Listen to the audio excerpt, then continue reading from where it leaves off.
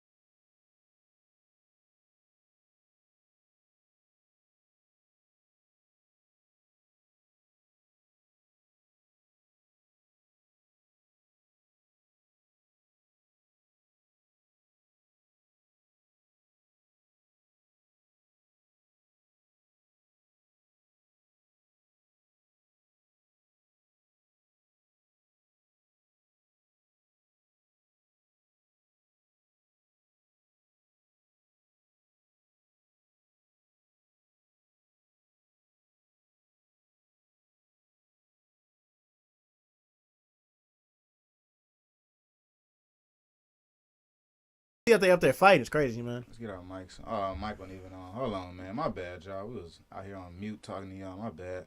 It's your boy Kelly Flicks, man. We back. We got the technical difficulties worked out. Don't worry about nothing. Off, man. We finna get into all this though. We got plenty to talk about. First off, let's get into Black College Expo. Squad was going down. Mike, you just talking about you been there. I've been there. It's usually at the LA Convention Center. They have all the, black colleges represented down there, usually around 100 colleges represented. No security. You can go down there.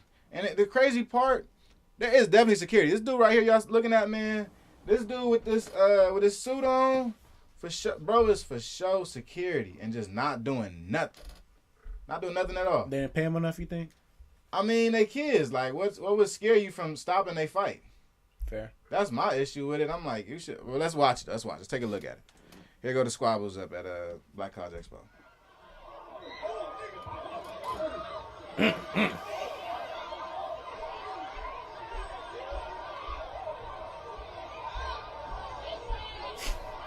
Everybody phones straight out. Hella phones out.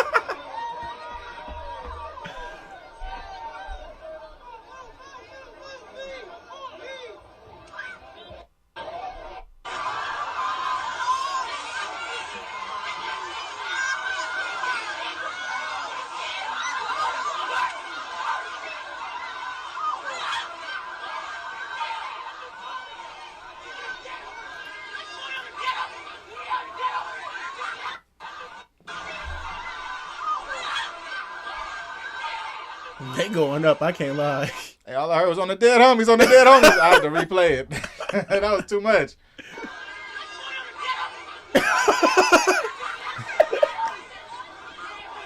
Wow, man. On the dead homies. I've heard that 4 times, bro. This outside. This afterwards outside.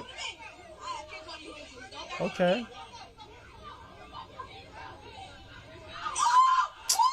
She went in there, bowling balled her. She just put all her force into her. They throw no punch up there, bro. Yeah, what's up? What's wrong with these kids, man? Lost, bro. What's wrong with these kids, dog? Nah, I'm really getting to it, bro. Let's get to that. I know, I'll say around your age, even when I was much younger, going to the bridge, it was very similar. But, they even had to put in a curfew so kids wouldn't be out there at night. So, but what I've been seeing now, I don't think we fight amongst each other.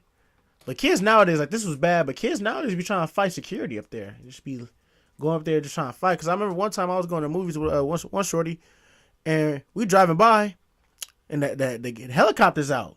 We thinking like, you know, something like in Westchester in the area, but bro, it was they at the bridge. It's a bunch of kids mobbing everywhere. It's about 6-7 cars. Come to find out, they beat up a security officer. Same thing happened at Carson Mall. They said it was up to 500 to 750 kids up there, you know, and the rental cop was trying to do his job, and then they start swinging on the rental cop. So these kids, I don't know, man. I feel like they go out there and go try to like create mayhem to have fun, and you know, it's just to say they did it, because like, what you gonna get out of fighting at the Black College Expo? For real, that's my thing about this. Like, Black College Expo, you getting closer and closer to real life, grown life. You know, this stuff is unacceptable. You can't go anywhere. You can go to any other event at the LA Convention Center and do this and get taken away in handcuffs. Yeah, You know what I mean? Yeah, Don't try to abuse this event because it's the Black College Expo and you feel like you can get away with this stuff at a place that's like somewhat like a school type environment. No. You're getting closer and closer to grown. That's why you at a college expo. You know what I mean? And then taking that next step, maturity, man. I mean, I understand people be having differences and stuff. This seems like this is a meetup to fade, bro. Thank you. This is like a meetup to fade. Like, bro, see me at the expo this weekend. Like, bro, what are y'all doing? This something you wouldn't bring to your mama house. This is something you wouldn't bring to nobody else's house, and you can't do it at school. So you gonna try to take it to the Black College Expo? You low key a loser. In my opinion, that's like loser type shit. Why are you doing that there? It should have been on site when you seen this person. Yeah. This is like a coordinated fight. Yes. There's no coordinated fights. On site. That's what I was telling my pops, I'm not bro. waiting for the perfect time to fight you. My pops was like, so would it look like they got into it? I told my pops, like, off just optics, I'm like, it looked like they just went up there just to fight each other, bro. And it sounded like it was no real, like, they was going up there, like, to... Mm-hmm. And, but that's another point I was going to make. Realistically, I went up there with a folder with my, my transcripts, my resume, and some other stuff, you know, some other awards to show so I can get in, you know, make sure I get on-site acceptances. Right. And I'm looking at these kids, but I don't see no bags full of stuff, you know. And mind you, at the Black College Expo, each table gives you something of gear. They're gonna give you one piece of gear to take with you, you know. Right. So you know, kids usually have a button. Yeah, we'll have a bag or something, a lanyard with it. I only saw kids out there with their phones out, so you know, obviously it seems like, you know, I'm not gonna say the whole expo. None of the kids were going there, you know, to go there and further their education, but it seems like you know, it's a bit of kids out there just going with their phones in hand, like, oh, what the hell's going on? Let's try to turn the expo up, and then this is what happens, bro. Right, yeah, I think there's really a loud minority of people. I will say, I don't think it's all the kids. I'm not speaking to all the kids because it looked like there was another packed event. You know what I mean? I know the founder and all that stuff of the Black College Expo. It's a really cool lady. You know, so it really, I don't like stuff like this going on because this is such a strong event that we have within the community and something that really keeps us close to our HBCUs here on the West Coast. You know, this Black College Expo can connect you to a lot of different schools that you otherwise would not have contact with or not even understand existed. Right, you go to the expo. You come with your, like Malcolm said, you come with your folder, you come with your like resume. You come ready, you know, ready to present yourself in a way that you could go to their school today. Bring up transcripts, all that. So, yeah, I think it's just a loud minority of kids that decide to do all this. It kind of seems like the same group of people. Yeah, and the sad thing is, man, like you said, it's just a real branch because like I have so many friends from Inglewood High School who went to Tuskegee. Like there's just little links like that from, you know, school, city to school, them HBCUs down there. You know, I feel like we still need that. So events like this now, you know, next year is gonna be heavily policed. You know, people gonna be tripping on you. Now you know, oh wow, the Black College Expo. You know, Black College Expo, niggas up there tripping. But you know, this is what we got. That's all we got. I mean, ain't no other Black College Expos on the West Coast, bro. This is it. No, this is ghetto, bro. This looks incredibly ghetto. Yeah, nah, we better than this, man. And then I ain't gonna lie, there was some points when I seen the security, and I didn't like what the security was doing either. So the whole situation to me was sour. I'm sure next year it's gonna be boosted security, probably a whole different security firm. So you looking in the videos, you'll see people in suits and stuff just standing there watching as the fight happens. Like, bro, they are 17. If you don't break this up.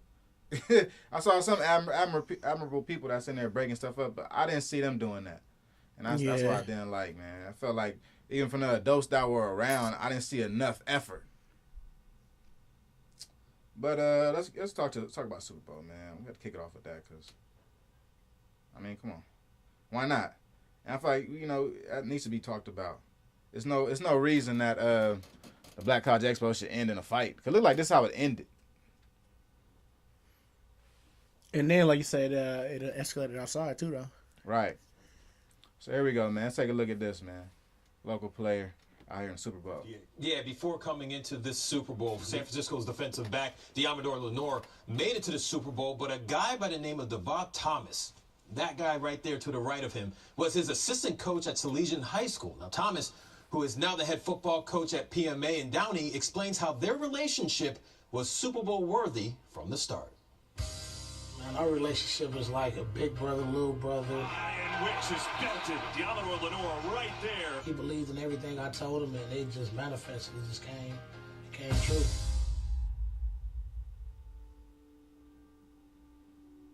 A mentor is someone who sees more ability within you than you see in yourself and helps bring it out of you.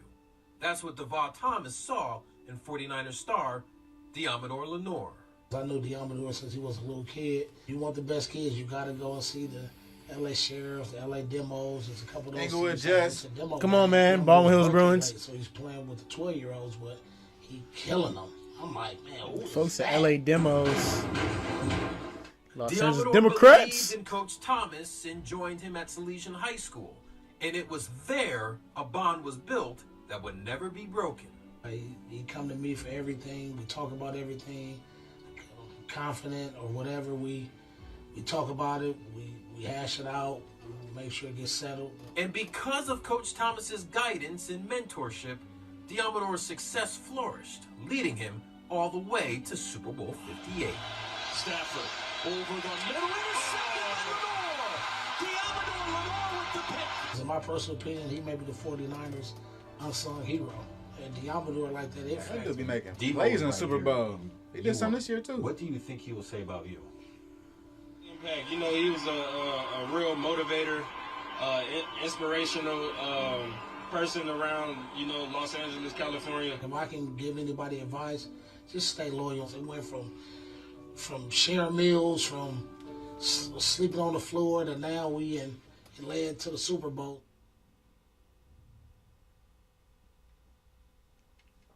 Haynes now joins us with a special. Hey, that's gangster, homie. I ain't gonna front. That's gangster. Nah, I can't lie, bro. I met him the other day. Devin? When I did that one of the media day pie, saying, real cool dude. Like, I asked him about the season and everything, and I didn't even know about the situation with this kid at Salesian with his former player, but he was a cool dude when I talked to him, man. He was very, very welcoming. So, glad to see. He in LA doing big things. Yeah, Coach Devin Thomas, man, that's the head coach at St. Pius Matthias High School down in I think it's Bellflower. Yeah, right by Bosco. Yeah, right next to Bosco, on the other side of Bosco. Small school, Catholic school. And he really built a powerhouse down there, but he came before St. Pius Matthias when he was a head coach. He was assistant coach at Salesian High School, that's what they were talking about. And that's where Diamador was playing at. And that Salesian team was actually pretty good. They was trying to play us. They're trying to squabble us a couple times. That's around the same time I was at school too. But really from that Salesian team, Devin was the dude that was bringing all the talent to Salesian. And that's kind of why we don't see as much talent at Salesian right now. Devin was the one bringing that. So when he left to St. Pius, things kind of changed for them.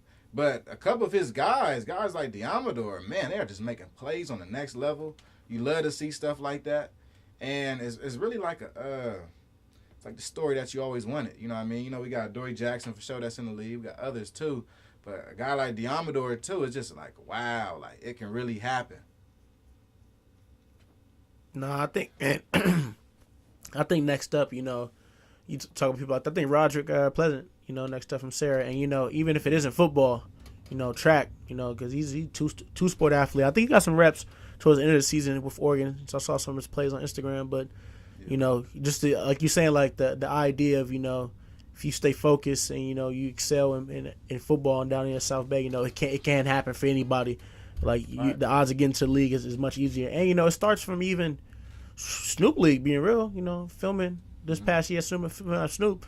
A lot of these kids, transition from the teams they play with to, high schools and, send these kids out. I ain't gonna say coaches make deals, but, these kids will be known through the system since they're like from 8 to 12, 13 years old. So by the time it is time to go to high school, they're already playing, in a system and a chance, get a chance to, where they can go to the NFL. So, it's just a beautiful thing to see, though. There's still coaches and South Bay football is flourishing like that, Right, this is big for LA football. Anytime we have our stars playing in some of the biggest games, it's always big for LA football. Getting to see CJ Stroud, we could make it bigger than LA. That's SoCal football. You know what I mean? He was out there an IE type, you know what I mean? So that type of stuff, that's good for LA football. It's good for really the young kids to see.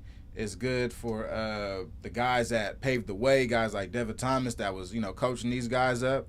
It's good for everybody, man. It's good for our ecosystem. So it's great seeing Diamador on this stage. Shout out to KCal News for getting on that. I mean, you got Jim on there. He one of the ghosts. Yeah. You know what I mean? You got Jim talking about you. He one of the ghosts. So that really means something, Held man. in high reverence. Big shout out to Diamador, man. Out there playing for the San Francisco 49ers. LA Demos is crazy, though. I ain't gonna lie. Hey, don't do that. No, not saying that, but that's really a real OG program though. A lot of people, sure. when we talk about LA, bro, you're like you said, first thing you said was Inglewood Jets, Lamar Park Chargers come up, Carson Colts. A lot of people don't know about the LA Demos. So It's a bunch of them, not to get on the demos like that, but this is like a real OG program though. A lot of people don't know about the LA Demos, man.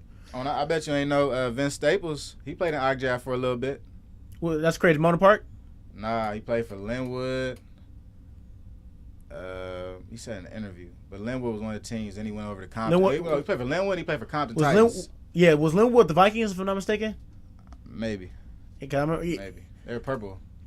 So yeah, bro. But definitely Compton Titans, definitely Ogjaff. No, what's crazy is that Ogjaff, now it's everything's thrown out the way, bro. It's only Snoop League, and it's no weight limit. You got kids who are 12 and 2 obese. 180, 5'8", 180, big monster on the line. At 12 years old, heavier than grown men. Nah, it be killing me, bro, because like Joe Moses' team with LA Chiefs, bro, he just ran spread offense. So if you big, bro, it's like you catch me if you can, bro. Spread them out. Nah, man, that's football. This whole new football thing is much different from when I played, bro, and definitely when you played also. Facts. All right, let's keep it Super Bowl, man. Jackson State, Sonic Boom pulled up. They was at the Usher halftime performance. Let's check them out. Speaking of locals, JSU's Sonic Boom played with Usher during the halftime show. Jackson State's Sonic Boom of the South spent the last 10 days in Las Vegas preparing for... Hold on, let me stop right here, man. Shout out to these Kappas that's on stage right here. I don't know if they was also Jackson State, but they were definitely legit Kappas. Saw them posted, tagged the whole thing. Shout out to them Kappas, man. Show. The group is no stranger to big performances. They have taken the stage with artists like Drake, Sierra, and even the inauguration for President Joe Biden. The Super Bowl halftime show tonight certainly is one of those top memories for these students. Next thing on their schedule, the 2025 Tournament of Roses Parade. How cool is that? They're coming out west. Big time, bro. So that's big shout out to Jackson State, man. That's a nice one for the Boom. Good to see the Sonic Boom of the South pull up at the Super Bowl, bro. That's crazy. That's crazy. This is monumental. Do you think they have music like scholarships for band and yeah, I think they do. I believe they do. Man, that's amazing, bro. Yeah. I mean these some of these bands, man. HBCU just top of the line. I'm trying to scrub. I'm just gonna let it play. But some of these bands, are top of the line. North Carolina A&T was at the Macy's New Year's Parade this past year up in Pasadena. Mm-hmm. So, I mean, North Carolina A&T won the Battle of the Bands. How legit it was, I don't know. I'm not into all the band stuff, but they won it on paper. So, it's quite a few pretty good HBCU bands. So, it's great to see the Boom up in here. The Boom is having a pretty good year. I know they were kind of like split up. I think half of the Boom was at the women's basketball game last week. The other half of the Boom was like somewhere on the East Coast playing. I think they were at the Legacy Classic in New Jersey. And then the other half of the Boom was at the women's basketball game back in like Jackson. Oh yeah, that right. Well, no, I was in Vegas, right, when they played Howard. No, they just had another. They had another one in Jersey. They have another classic, yeah, in Jersey. Nah, can you imagine? But the bro? boom It's was up crazy. there. The boom was in 2 places at once. Big Dog. shout outs to the boom. Huh? It's changed a lot of these kids' lives though, bro. Probably is once in a lifetime kind of experiences. It Forming is. it, yeah. Get In to Pasadena at the Tournament of Roses, the Super Bowl already is crazy enough, bro. Like that, Right. you know, that's forever. You can say that, you know. And Usher, I think Usher's that was the one. I think one of the highest or most ratings of viewers. You feel me? On the Super Bowl performance. So, say you a part of that's crazy, man. That's a crazy thing to have on your resume. It means something for real. It really means something. Big shout out to the boom. I don't really get into the band stuff too much, but this was big. I saw this live. Hey, shout out Drumline. Shout out Nick Cannon. This was what we thought about. All right, so let's go ahead and get all this stuff over with, man. We got some hoops. Got some crazy hoops. So we go. We got Clark versus Edward Waters. Absolute thriller. We're gonna scrub through second half. See some of the end of the game. The ending shot was pretty crazy. That's all I saw. But I want to get some of the backstory. You know what I mean? I want to see what really happened. Edward Waters is now D2? Yeah, they moved up from NAIA. That's crazy. Yep, so... I wonder if Florida Memorial's ever going to move up. Hope they do. There's a few HBCU teams in that conference. I think it's called the Sun. The NAIA conference out there is called the Sun Conference. And it's a few HBCU teams. And big bunch of big schools in Florida with a bunch of enrollments. So, you know, that conference definitely is you know, somewhere I always think about. I did a lot of film there for a lot of players at Florida Memorial too. So yeah, Flomo, man, Flomo, they're decent pretty much in most sports. So let's tap in and see where we at. We got no scoreboard, so we free balling the yard. Hello, free ball in the game is crazy. Shout out to Huddle Sports. You know what I mean? They got this game on here. I think there's actually something down there. Hold on. Okay, right now it's, I think, y'all can't even see. It's 79-73. Scoreboard in the bottom. Let's see, man. Second quarter, 2 minutes to go. Second half, 2 minutes to go. Let's watch the rest from right here, man. 2 minutes to go right now. We got Edward Waters up by 6 right now. 79-73.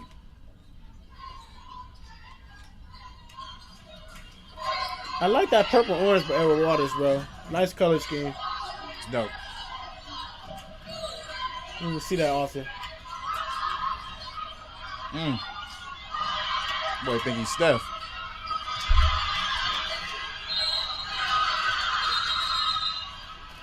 Both them boys blew some layups. What was that? Yuck. Little and one though, man. Edward Waters, man. They run that 2-3 zone. That was a nasty shot.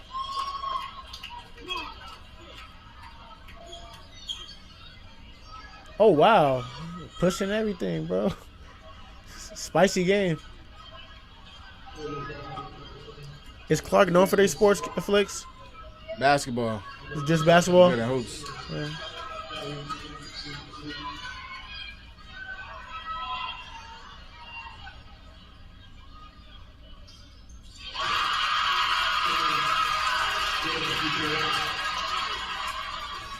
They crowd be quiet unless they make buckets. They don't make no noise unless the ball go in. Nice gym though. I like that court too. That court, that little addition of the, I think that's the Atlanta skyline at the bottom. Yeah. They got it back. Uh-oh. He said, wave him through. I was wrong. It's 79-79 right now. Now it's knotted up. And they back at the line.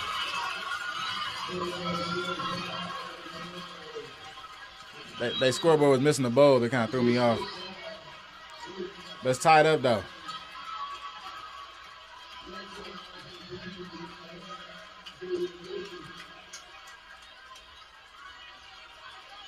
Kind of a questionable foul. I don't know. Yeah, he didn't have to do all that, though. It's kind of questionable, yeah. He spin back into the lane, into help. Yeah. Could have stayed baseline. He missed it. Crowd can't even believe it. Crowd's sick. I wonder what, when they play against Morehouse, supposed to turn out for the game. It's super lit. They just played last week. Hey, shout out my boy Demetrius Caleb on Morehouse. East They LA up grad. now. Last chance you grad.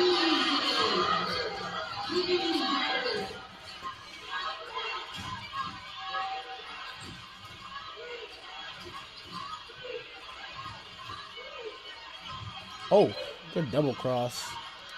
Hey, He he scored ain't get that? no foul. He missed that? He missed it. Oh, my God. He Good ain't bucket, get no though. foul though. Yeah. Oh, double cross. Oh, yeah, coach called ISO for him, too. Oh God. Give him a Kobe. He said, watch out. Give him a Kobe. I get up out of here. Oh, the steal.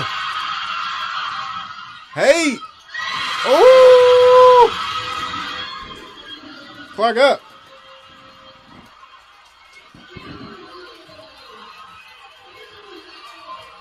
I can't tell what the score is, man. The scoreboard pretty bad. I think it's 81-79 probably. It should be, but they got the score 79-77, man. I don't know what's going on. Good lay. Hey. Ooh, E-Dub. So a turnaround right there. E-Dub, that was nice.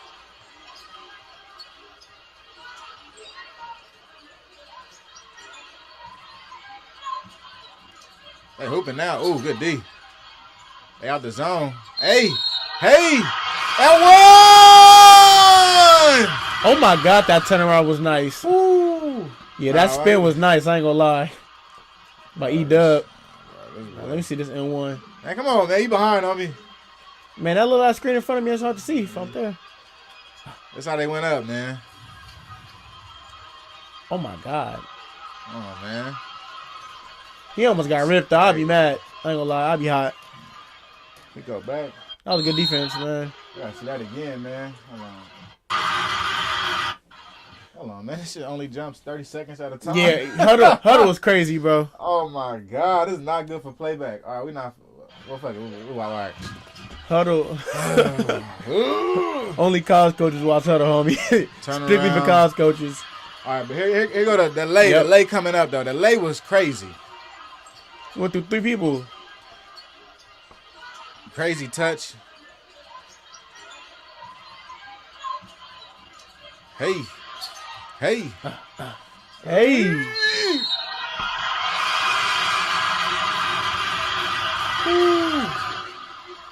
The crowd, everything, bro. That was lit. That's everything. Nah, man. I advise people to go watch some college basketball, bro. Support your local college basketball team.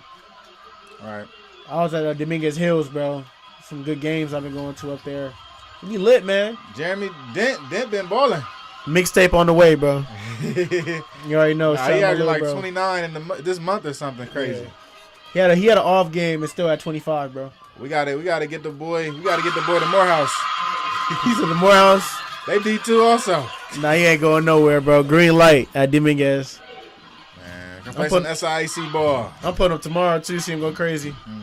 Cause they first in their conference too. All right, let me check the score. Let me see, y'all. Okay, they updated the score. What's it looking like? Kind of hard to see what this thing away. 81-80. Edward Waters up 81-80 right here before this ball drop.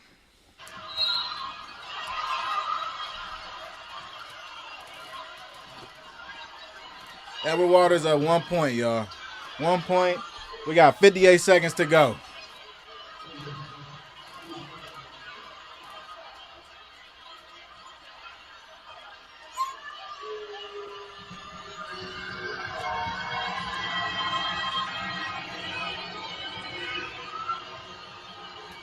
Timeout, man. Real time. We got some real time news. According to D2 Ticker, breaking news. Fort Valley State Athletic Director Renee Payne is no longer leading the Wildcats after almost a year in a row.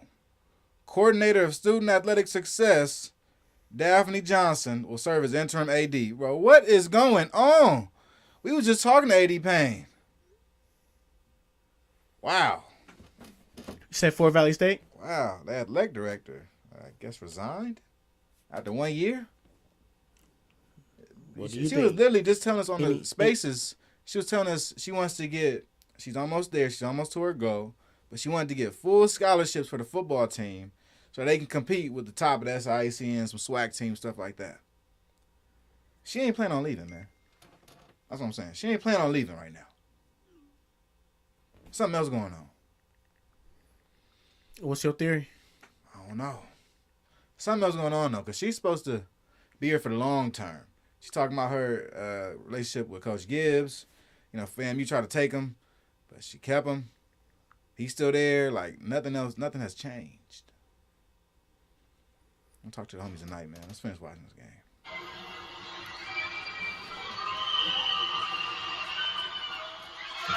Man, you real insider, bro. It's crazy, man. What's going on?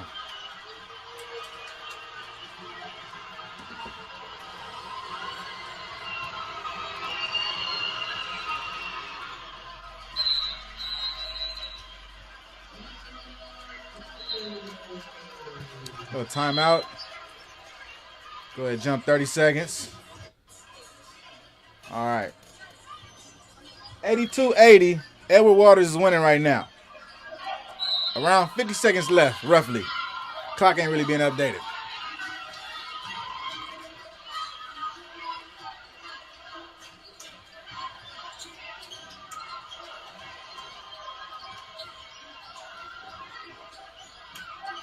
Double. Foul? Yo, Clark is living on the foul line, man. This is crazy. Shout out to the Clark student section, though. They jumping. I like it.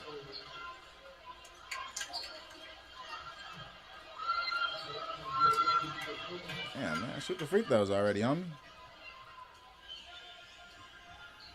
All right.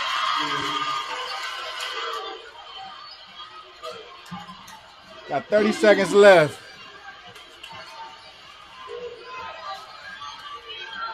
Edward Waters by 1. Oh, turnover. Turnover. It's ugly. Edward Waters trying to blow it, man. They fouling, turn the ball over. The boys losing composure.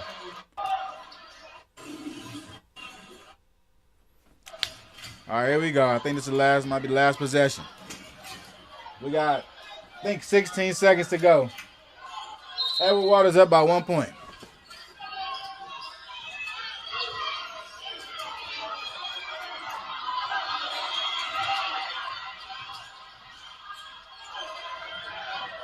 Kick out for 3. Bang! That's crazy. Good set, too. Put the goggles on. Good set, bro. Put the fucking goggles on. Run it back. 30 seconds. Let's see it again. Let's see it again, y'all.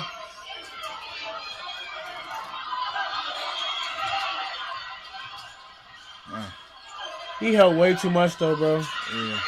Hey! Woo!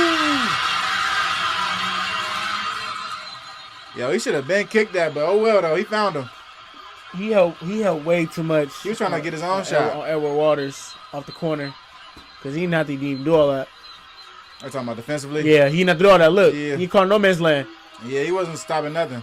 He was already double teamed. Bro, if he made that tough jump through layup on him, for sure. But he helped all the way and let his play no man land and let his man get wide open. He don't look bad in film, huh? He cost him the game. All right, Good bucket, though, bro. He buried that. That was nothing to him. And they didn't even need 3. They needed, what, 1? They needed 1 to tie. Oh, yeah, that's tough. Yeah, that's balls. That's ballsy right there. I think he's a guy. I just know they went up that night. Man, what? And it's at home? They went up. And it's at home. Man, big shout out to Clark right there, pointing out the dub. Let's get into your boys, Malcolm.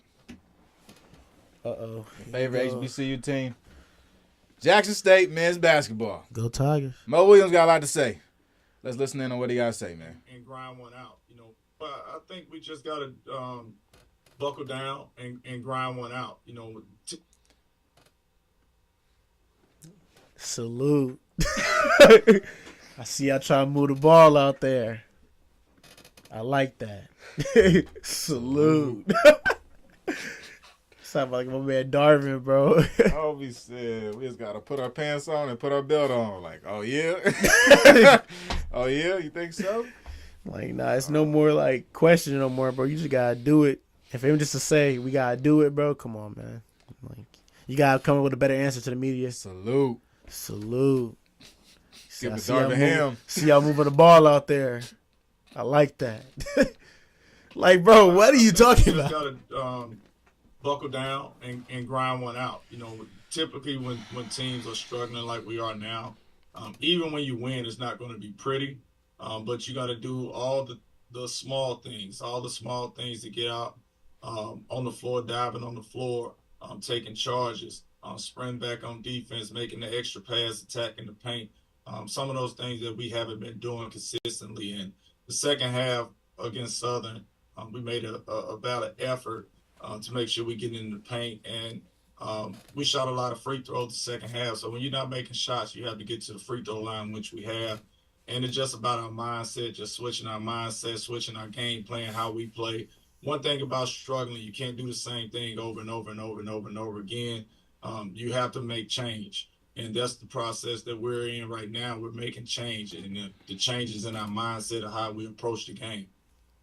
All right. That was a lot of word salad.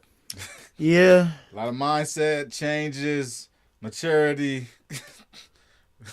I mean, you say grind one out, and then you say, change.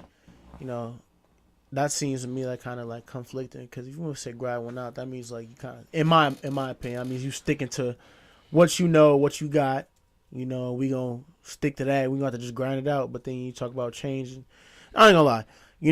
It's confusing. It's word salad. It is, and then him saying that they're not committing to running back on defense. Something as small as that, you're not gonna win a lot of games playing the swag. Because, like I said, the game I told you about this other day. The game I watched against Texas Southern, they were up about 12-16, and then they almost sold. They ended up winning the game, but they got pressed. Start throwing the ball away. So, luckily, getting to the free throw line, Ken Evans Jr., my guy, he be knocking down the free throws down the stretch. So does Chase Adams too. But I think certain times when they get pressed towards the end of the game, like when it's really towards down the stretch, and when they can win comfortably or lose by a little bit, or lose by a lot, I think they put themselves in situations where the game could be much easier. Yeah. So on the screen right now, this is Jackson State's current record. They are 10-14. They just won 2 games, so they was 8-14. They barely played at home this year. They are 2-2 at home, 6-11 That's away. crazy, bro. 4 games at home only. Come on, and out of a 24 games total, 4 games at home, so 20 away games. They are 6-5 in conference right now. Malk, last week we did a factor cap. Jackson State gonna win a SWAC championship, whether in season or postseason. What did I say? My answer is now no. I'm gonna join the crew. CAP. I'm gonna join the crew. Cap, bro. That's what it is, man. I don't see it. I think they were were they 4-4 last week when we talked about this on the last Monday. They were 4-5. They were 4-5. So fair, Won 2 games. But still, like you said, I'll call it cap. Even I gave you the rundown, even how it looked, but still, I'd still call it cap, bro. Because even though they have very capable scorers, but I just think depth wise, they don't have enough to stand up. And losing Romel definitely was a big blow to the season. And the last 2 games, I'm not gonna lie, they were some pretty easy games. They beat Mississippi Valley. Oh yeah, easy. And they beat Arkansas Pine Bluff. So check the box score for Pine Bluff, because the Pine Bluff had them 2 of the top 5 scores. I want to see what that looked like. But Mississippi Valley, Delta Devils cheese, free games. Shout out to Jordan. I think Jason Tatum gave him some free shoes though. So Robert Lewis went for 16. Nobody else had over 10 for Pine Bluff. Oh, wow. But on the Jackson State side, these guys went absolutely crazy. Ken Evans was actually the 4th scorer at 13 points.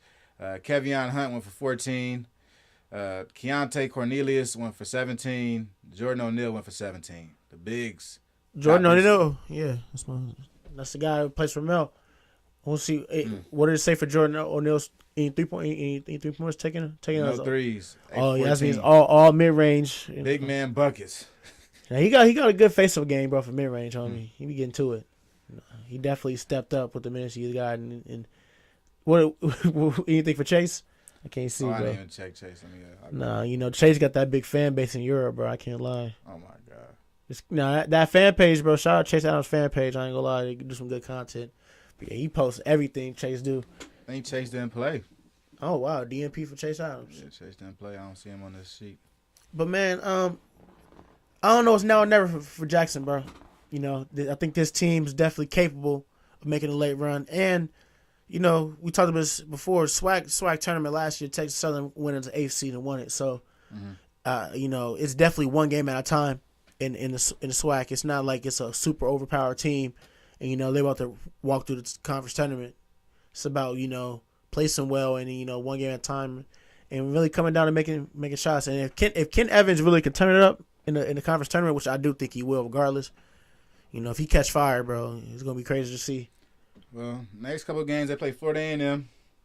They play the OG Bethune-Cookman. Zion, I think Zion's coming off a few good games. I think he put some stuff in there too. I think he either beat Jackson State or they beat somebody. They beat Texas Southern. Thank you. And he put up 20 points, like 20-4. So the OG Reggie Theus gonna face off against Jackson State in about a game. Then they got Alcorn State. Got to play the Bussy Boys. They got Texas Southern, PV. So the schedule still grinds on. They got about 6 more games. They can fix this. And they play at Bethune. At home versus Bethune. Okay, solid. So they got a home stretch, 2-game home stretch right here. And they should have how many more home games do they got? You said they played 20 games on the road. They got 6 more games that they at least should have 4 or 5 home games. Yeah, 4 home games. Fair. Yeah, already counting them a dub against Mississippi Valley. That's an easy win. You think? No, come on, bro. I'm sorry. No disrespect to my Delta Devils, bro, but just being real. But look at this lineup, though, man. We got to look at this lineup for Jackson State. These guys are OGs, man. All of these guys. All right, here we go. So we got Ken Evans. He's a guard, graduate student. All right, if you guys don't know, that means he's a senior. You got Chase Adams, point guard, senior. You got Jordan O'Neal, just gave off some good buckets. Forward, he's also a senior. You got Zeke Cook, who's a junior. And you have your center, Trayon Johnson, as a senior. So, these guys are like vets. He gonna get in that portal. I think Mo Williams does, like JUCO guys. Just coming back from today's game, West LA, saw Marlon Harris play. Marlon finished with 16 points, 17 rebounds against Santa Monica College. So few dunks, grabbing rebounds from top, highest points. So they definitely reloading. And if Ramel can get a medical waiver, they definitely will have enough at the center spot to back it up for next year. And at that point, now it's just finding, talent with the people stepping up, they guards stepping up, or just getting out JUCO portal, like you said, because they found good guards in Porter. They had a lefty 1 or 2 years ago, tall dude named Trace. He was nice, guard too. So it's just like Mo Williams can find the talent, but it seems like for the big spot they should be solid coming back next year. But having a senior heavy lineup like that is like, it does make you wonder about what's next for Jackson State after this year. It does. It seems like you're gonna lose so much. He's got like a graduate student, Ken Evans. He's not gonna be that. That's it. Yeah, Ken hopefully, if his numbers are good enough, he might test for the draft. But if not, I think he's overseas guy for sure. He's made a good career for himself. I think he's averaging 17, 18 this year. So it's like, nothing wrong with that. He getting to it, man. You're gonna play somewhere. And the best thing I think I really like about it is dude's from Jackson, Mississippi. I mean, not Jackson, Missouri. Jackson, Mississippi. Oh, yeah. Played at Forest Green High School in Jackson, Mississippi. So, hometown kid. He getting to it. So really in it. In the thick of it. So I love it, man. He real cool dude, too, when I met him. Yeah. Hopefully they start playing better. Hopefully they get things on track. But right now, y'all got to dig out this hole, Jackson. Dig out of this hole. So, let's go ahead.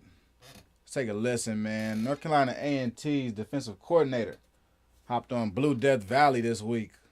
And this interview, it's kind of hidden if you don't have a link because it's actually unlisted. Not really sure why they made it unlisted, but it is.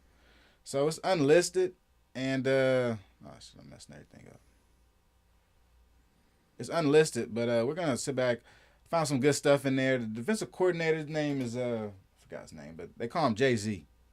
First initial J, last name initial is Z. Jay-Z. So my boy is Jay-Z. We're gonna see Jay-Z. Oh, here you go. I'm sorry, man. Excuse me. Josh Zindenberg. So, again, this little interview, man, I found some good spots in it. We're gonna scan through it, see what we can get from it, and try to piece together what this North Carolina A&T defense should look like in 2024. So, let's get to it, man. Shout out to Samaj up here. Our number one VIP guest for the evening. This has been a long time coming because he's kind of international man of mystery. I've been trying to figure out who this guy was. Everything's the first time with a complete new system, with a complete new philosophy. So just that aspect alone, when you're thinking going into offseason, going into spring ball, it's not learning from square one. It's building upon. I think Samaj was asking him about what it was like inheriting the team so late last year and trying to put together a formidable squad. And now you've got a full year of film to coach off of, teach off of. It should only at least improve, where things are, at least from obviously our side of the ball, because, there's the continuity is staying the same, and the system staying the same. So, I'm really. And that's a big thing to me for this A&T defense. They're trying to stay the same because the biggest question was how they're going to find a D tackle to run this 3-4 defense. They was putting a dude in there that was like 240 pounds. The dude's getting trounced by the center and the guard. No mobility? Well, not even that. He's not heavy enough. You try to play D tackle. We talking D tackle. That's Vince Wilfork. You got to be a massive 280s and human 3s. being. You got to be 6'5", long arm span, 320 pounds. You can't be in there 6'1", 240. Huh? Yeah. The center and the guard is 300 apiece. They double team and pancake. They people movers. What's the point of you even being here? You a rep to them. Do you really want to be this? So I completely understand what Jay-Z's saying, but let's keep on listening. Excited of just the ability that nigga in the top left look like is there Michael breaking Irvin. news? You guys are not going to change your defensive scheme. You're still going to be same 3-4. I guess that Coach Brown style defense, right? Well, so to me, it's funny because people will ask, and obviously when I got here, they asked, "Well, what do you run?" And obviously, the system that we're based out of is predicated off of 3-4. Now, obviously, my path has gone a little bit, astray from where Coach Brown was. We haven't been together forever, so branched out a little bit. And one of the big differences you would notice potentially just from our 3-4 base is, us playing more 4 eyes as opposed to true 4 techniques. Right. And so. Can you explain what that means? 4 eyes and 4 techniques. He's talking about the position that your D tackle's in.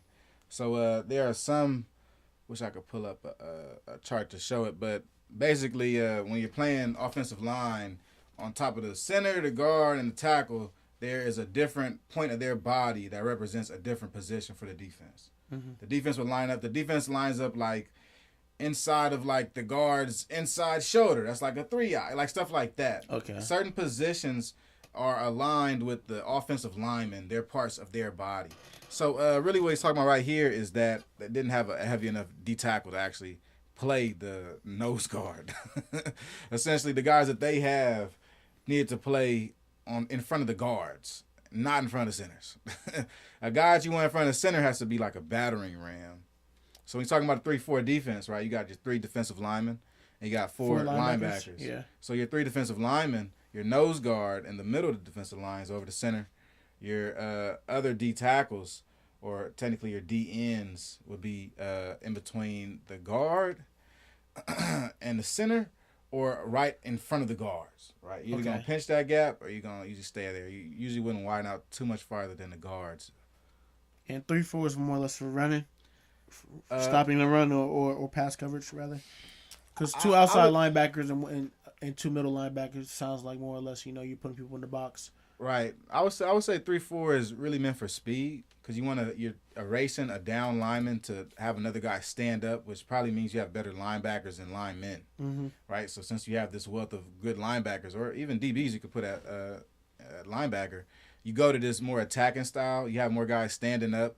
You can do more variations. And kind of what Jay-Z was saying here about the 3-4 defense, how it's multiple, is, okay, look, offense is a little bit different. But on defense, when it comes to personnel, you can only run the certain defenses that your personnel allows you to run. Like, you can't sit, like, in a 3-4 without a good D tackles. And North Carolina A&T tried to do that, but it just didn't work. You know what I mean? They went 1-11. Fair. So when you're coaching your defense or you have a defense and you go, okay, I want us to be this, well, sometimes you can't be a man defense because you ain't got no DBs that can cover. Yeah, so sometimes you have to run you have to run nickel or you have to run certain. You got to change it up, Yeah. right? Maybe you need to be in a 4-2-5 to help out your DBs and give them more coverage on the back end.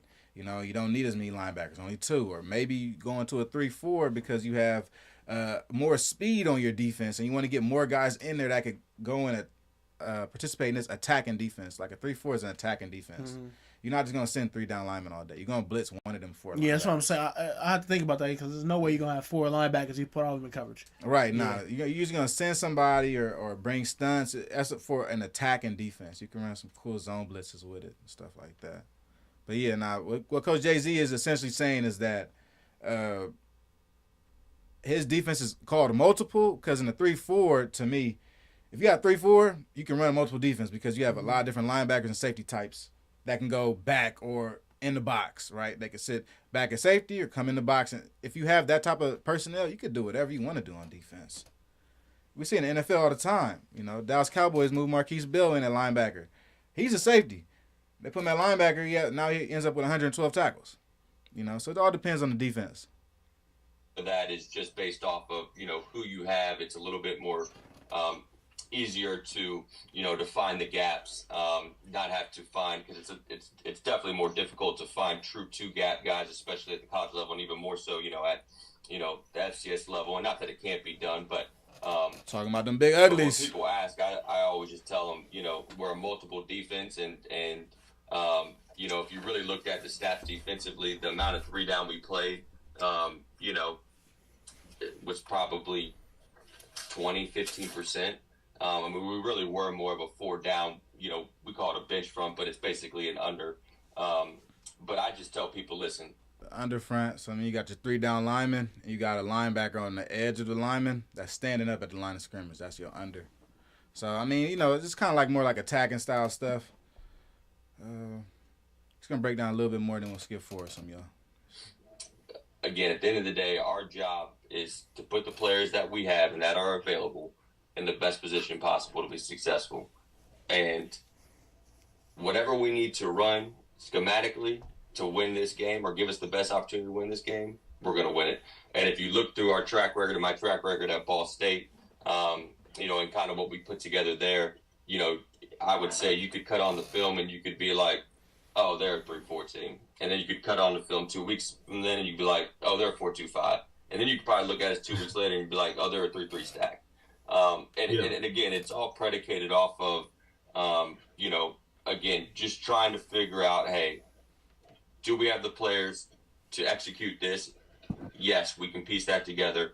Okay, let's put them in the position then to, you know, develop Coach, that scheme. All right. So let's get for a little bit more around here.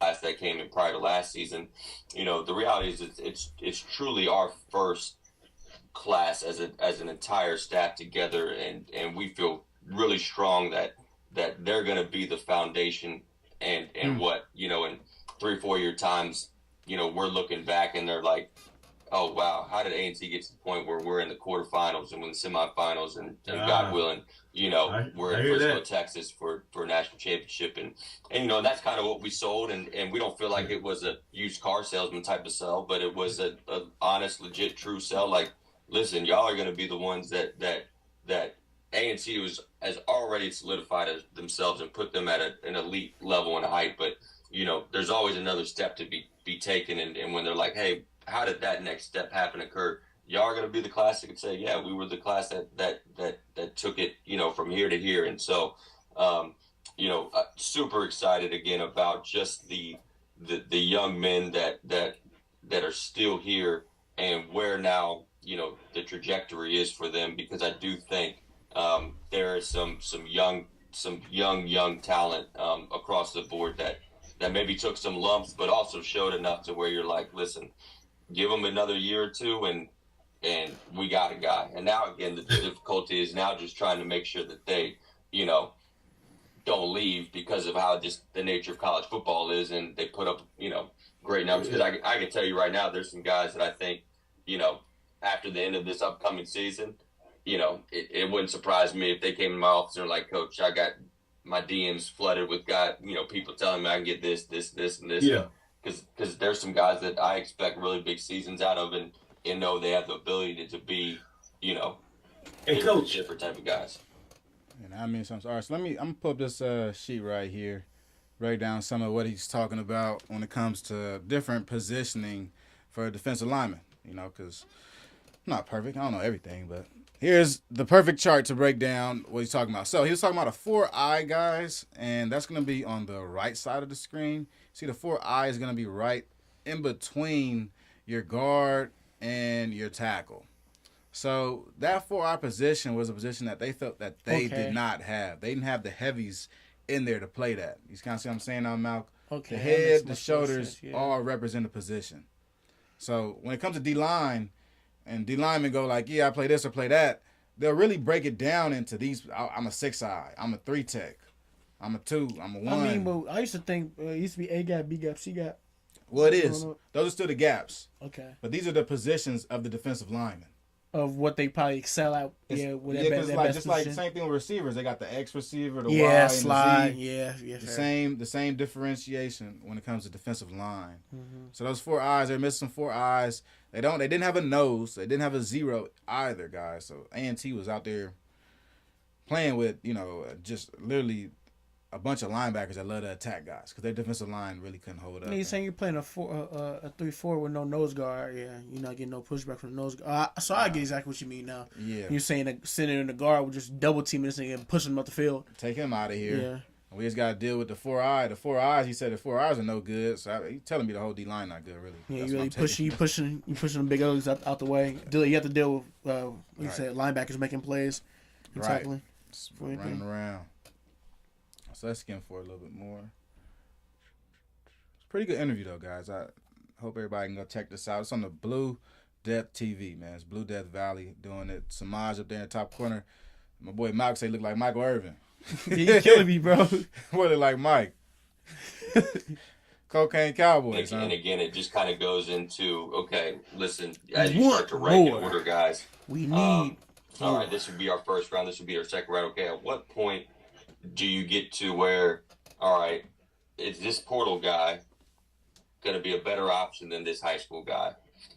And now as you start to kind of potentially get to that, if you do, now you start to just kind of analyze and think through, all right, who do we know more about? Who are we getting more information about? And the reality is also, okay, who can we assure is going to be on the roster in the 2024 season? Because it's not like, hey, you get a portal guy to commit and they sign something that it's worth anything, because until they step on your campus and they enroll in school, they can still go wherever they want, as opposed to signing an LI where you're crazy. like, all right, well, we at least got them for a season.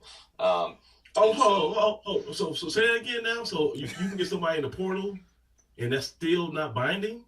That's correct. Crazy, so they don't bro. sign like an NLI like a high school kid does. So a portal guy, signs, and we send them, their grant and aid and all of that, but technically until they enroll in class and get here, in the summertime now, that's why the push for the mid-year gets crazy, because it's a little bit shorter window. But until they get here and actually like set foot and actually do something, and there's like 3 or 4 criteria, they're technically not bound to you like a kid, like the high school kids who signed yesterday or in December. When they sign that NLI, they're yours. You know what I mean? So that's crazy. No, I can't lie, bro. I kind of knew that, but I kind of didn't know that either. I thought the commitment meant more. Like, I didn't know the commitment was really like... Kid committed to Porter, be like, you see that grant money? Like, nah, I'm taking my talent somewhere else, bro. Appreciate it, though. Well, I'm saying the commitment is literally just a... Well, I guess I did know this, It but is a verbal agreement only, I agree. It. Like, but like you said, you would think a commitment means much more. I kind of thought it was a little more weighted, but I guess he's essentially... Jay-Z saying that it's just simply a graphic that a kid posted. It don't mean nothing yet. Like when they recruit kids and they commit from the transfer portal, they don't trust it. They keep recruiting. That's real. I'm glad Coach dropping that information, bro, because a lot of kids don't understand that either. Yeah, they just keep recruiting. They're like, yeah, you commit. Oh, great, thanks. Right. Yeah, let's keep moving on. You know, let's get a couple more of you until he really signs. Yeah, let's get some more of you in here. That's why the recruit classes look hella big though. When you see on Twitter like, oh, this kid committed, bro, the whole time. You know, from the portal, a lot of these guys ain't fully committed yet. They just thinking about going to Jackson. Right. That's kind of Pooh Shiesty, man. It's Pooh Shiesty. Some good info though, man. Shout out to Coach Jay-Z. He got some more nuggets though. Let's see. I'm right here.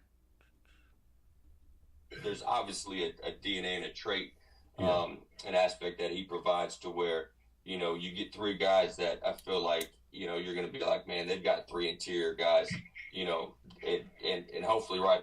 Hold on. I think that's when you talk about the boy. They got some monster D tackle coming in this year.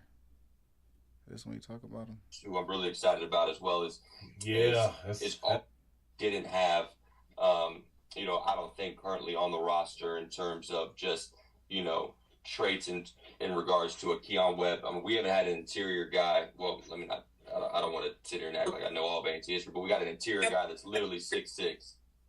You know what I mean? With the length and the size. 6'6". Walking in. What's up? When you that weight though? And Jacob Jenkins, like literally, is gonna walk in at Jacob Jenkins. 20. We're not trying to 320. Oh wow, 6'6", 320 is crazy. 6'6", 320. Hold on, man. What's like this dude's name, man?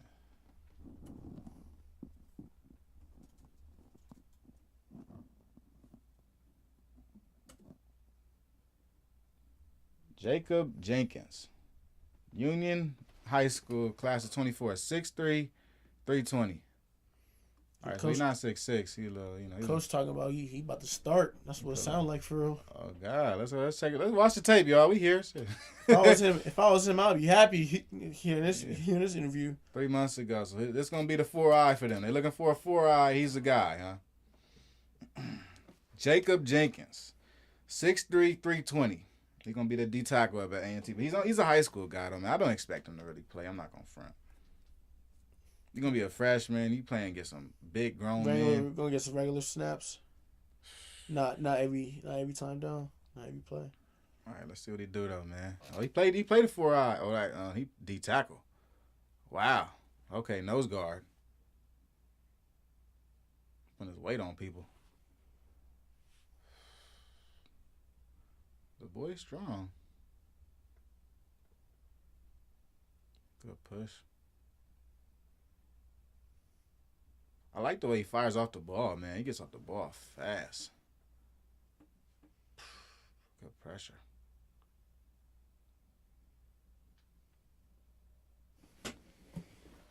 He's active, man. I do like an active defensive lineman. You got to have a motor. You're going to play for me, man. So I get it all the way, Coach Jay-Z. Oh, my gosh. It's clobbering time. The boy is just eating up blocks, man. Nah, this kid could go. I like him.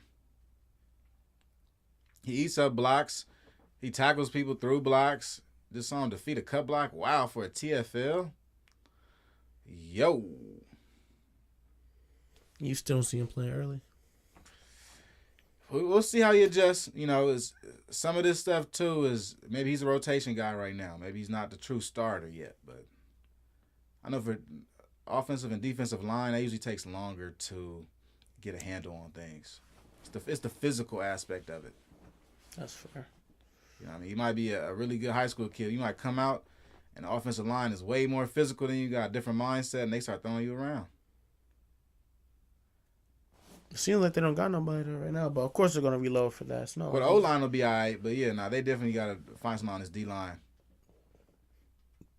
Yeah, and I'm more so speaking to the performance in camp that will win you a position, Fair. When it comes to you got to go against the O-line, one-on-one, and stuff like that. All them camp battles. It's hard to win a camp battle when you're a freshman, man. I ain't going to lie. it's a lot coming at you fast. You moved out the house for the first time. First time you're on campus, bro. Yeah. The orientation. You're on campus with no other students on campus. Yeah, I ain't gonna lie. It's hard. And in the middle of all that, you fighting against a senior to start. Like, he done did this 4 or 5 times. He done been out at there. a disadvantage. You learning the playbook and everything too. He know that he been there for spring ball. Getting ready. What's it called? Also, bro. Getting used to 6 a.m. lifts and everything, bro. So that full day summer workout. So yeah, that's a good point. Right, yeah, no, so that's why you got takes a different freshman to win one of them battles. Right, you got to be a guy, certified, bona fide guy. All right, so I ain't gonna lie, he's a guy. I like him. I like the boy. I like the boy. All right, let's get back to this interview. Interior guy, well, the big boy. I don't want to sit here and act like I know all of Banks' history, but we got an interior guy that's literally 6'6". You know what I mean? With the length and the size, you know, walking in. How tall are you, Jay-Z? You think his brother's 6'6"? He say 6'3" clearly on here, man.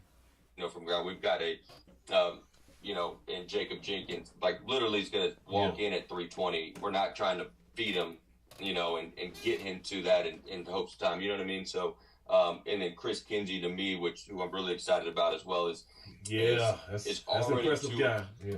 280, 285 at size, but he has a unique tool of, you know, he's a, 386 GPA, high motor, but really high level 386. That boy's smart. And explosiveness. You know, obviously, you know, within the family that, you know, his oldest brother's, you know, a 10 flat 100-meter guy who ran track here at A&T and brought, you know what I mean? And so I doubt he weighed 280 when he was running track here. So, you know what I mean? But there's obviously a DNA and a trait, an aspect that he provides to where, you know, you get 3 guys that I feel like, you know, you're going to be like, man, they've got 3 interior guys, you know, and hopefully right away we'll be able to provide some stuff. But if not, in a year or two, you're like, man, they're you know what, on wheels. So I'm asking Coach and Doug. That's good. Some good insight, man.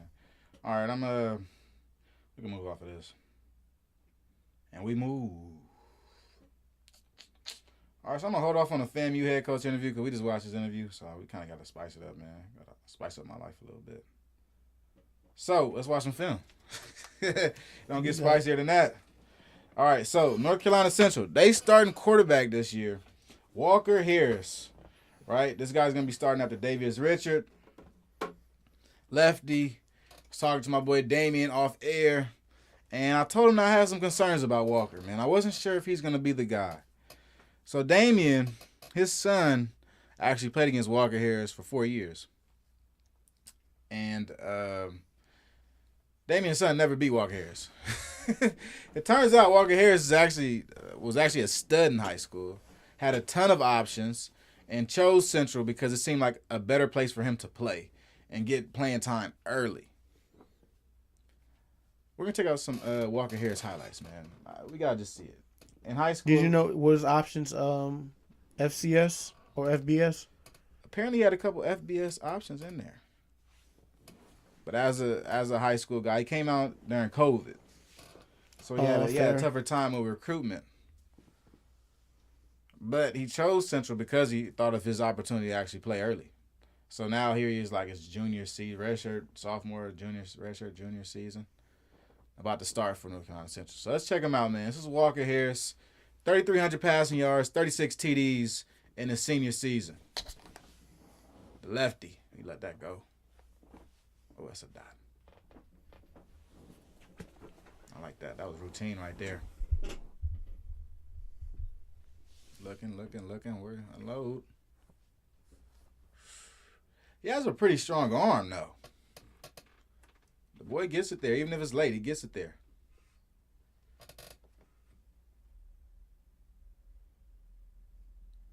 Ooh. Yeah, it really pops out his hand. Now, this is old tape, right? This is super old tape. This is from 2019. I don't expect him to still play the same way. This is just going to show us him in his top form. You know, when I look at high school tape, I look for guys to be like in their top form. They're doing stuff that they probably won't do in college. But we see their ceiling, right? High school for a lot of these kids gets easy their senior year. And that's when you start seeing some of their best plays. So just to get a tablespoon size of what Walker Harris is, man. We checking out these highlights. He's throwing dots, man. Back shoulder fade, beautiful. Seam route, on the money, in stride. Yeah, I see how you can eat up Damian's squad. Oof. Extended the play.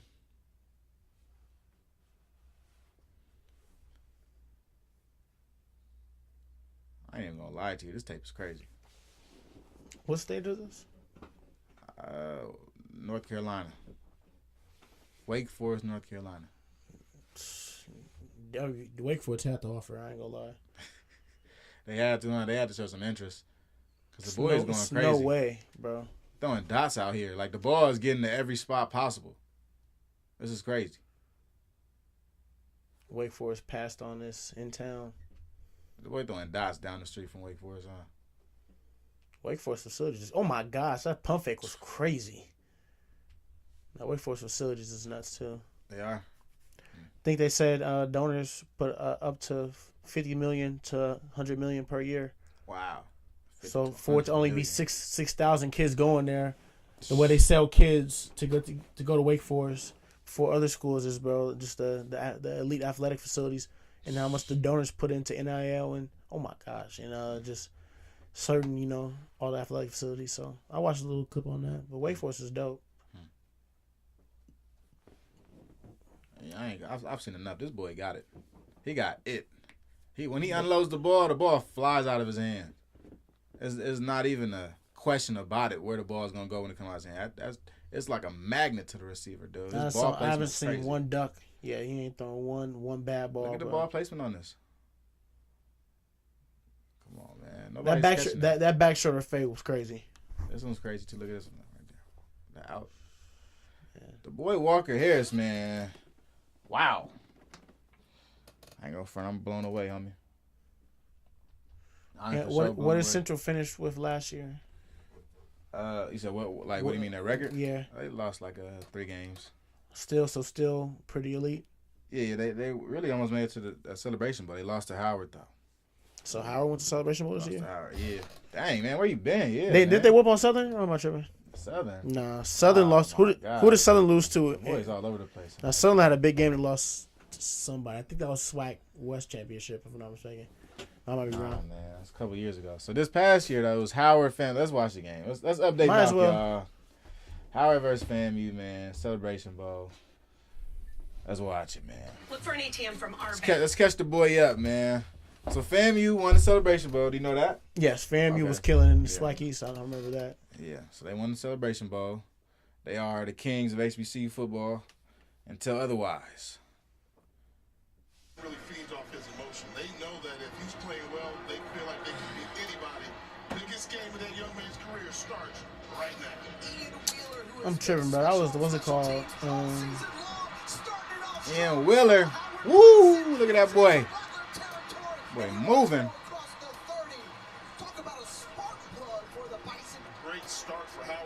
Crazy return, man. How you come out like that? It was the Bayou Classic I was talking about, bro, when that one dude from Southern did 3 celebrations. Oh, yeah. I was thinking about it, my bad. Hey, for sure, they won that game, too, though. Field position to start this one. Quickly out to Braylon Smith. Ugh. Stuck that boy. This is where Howard has been strong all season long. Talk about ranks in the country. They convert on a number of third downs and are able to do so right here. Casey Hawthorne to the outside. It was virtually wide open. Just about a month for Howard to prepare for this game on first down. And the carry. And Jerry Hunter. That's some good blocking right there, man. Walk down in zone. That blocking was crazy, homie. I think every one of the old linemen grabbed somebody. For Howard to prepare for this game on first down. Look at this hole, man. This hole is ridiculous. There's nobody there. That safety coming down. He about to go meet a left guard. It's over for you. Clobbering time. You going down. Bounce right in there. That's easy. Wow. That old line was on something early, man. That was a tight end he went head-to-head on with and got smacked. The ball carrier down, And take a good look here. Number 11 comes into the Smack. hole. You got to take a better angle knowing that People tight end mover. block is coming. Yeah. They're saying don't look. Hold on, better angle. No, you chop Oh the my tight God, end. You go 11 low. got smacked. You got killed. Good night. Or if Coach Black would say hello. Marcus Riley, a dynamic returner on the other side for Florida A&M, and Marcus Riley. Good elusiveness. Trying to answer right Oof. back, pushed out of bounds. That was a late hit, boy. Kicker Dylan West for Marcus Riley. I mean, Riley transferred Marcus over. Riley got that wiggle. Ever since he set foot at Florida A&M, he's been an impact player. As Damn, a returner 13 about as to well break as his wide damn ankles. receiver. Howard University, very fortunate he wasn't able to turn the edge. The kicker always try to come with the thump. You got something to prove, homie. Kicker try to always come with the thump, bro. It's crazy. Great job by Dylan West. The kick. He could have stopped him. Back to pass on first down. You know. Moves. Gassed it with a solid gain of about 8 yards. Rolling to his right. Musa feels it. Damn. Jeremy Boy, got Musa. Dang. This is your guy a few years ago, right? Huh? Are you a Jeremy Musa fan? I still am. That's what I thought. Cali quarterbacks. Let's get to that. And bottled up. And it's going to bring up fourth down after that pickup of 4 yards. So they've got a pretty good opportunity to expand on this lead. And a handoff. And there's Mo James, the sensational sophomore with the Young superstar, man. I hope they feature him this year. And a strong I think Jared Hunter's coming back, though. Or something like that. the day with Cal versus Texas Tech as well. So much more to go. Bowl Mania is just getting Even underway. James to the 3, man. That boy was really toting that rock.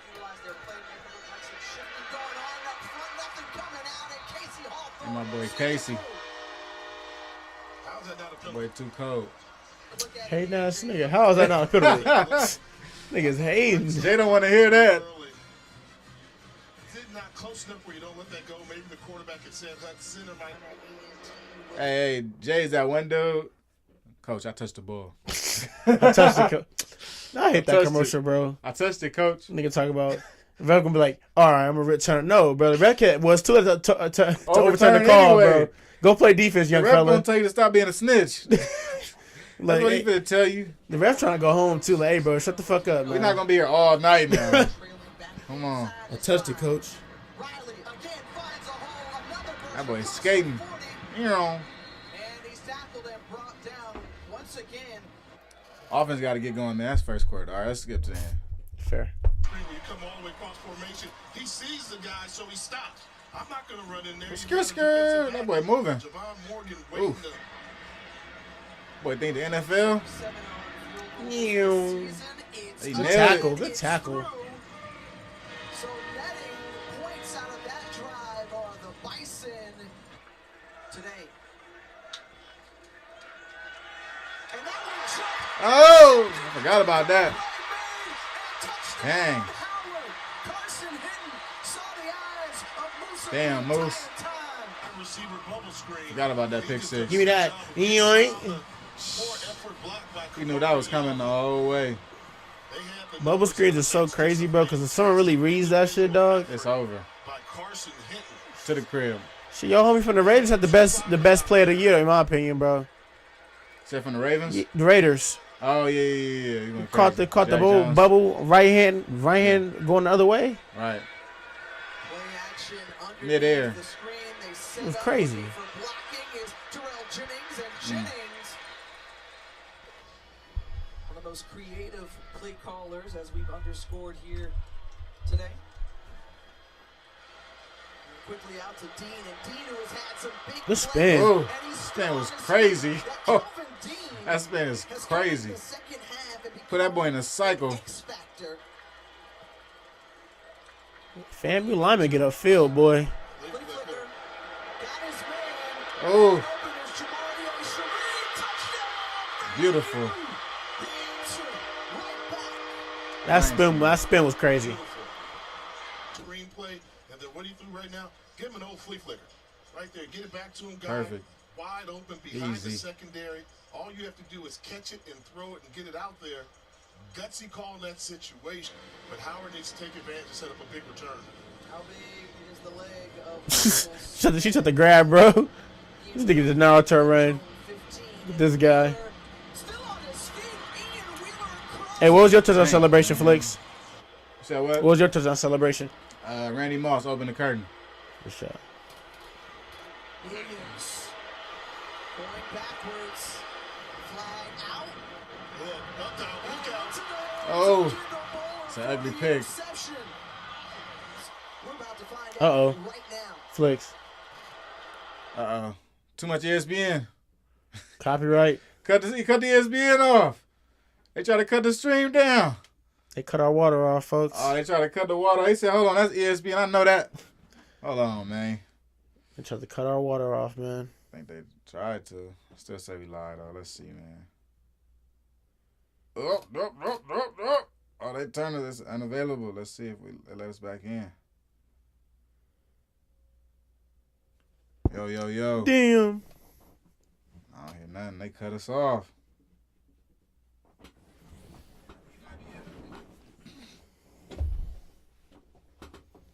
Damn. Let's see what we got, man. I never they just censor us like that, bro. I didn't even realize. ESPN don't play about their content. They like, what?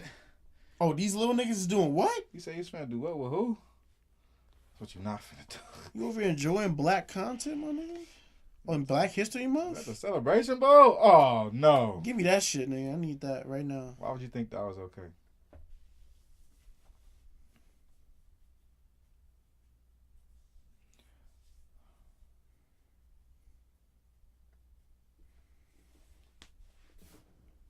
Sarah Stone, what's it called, bro? Semifinals. You gotta play Arcadia.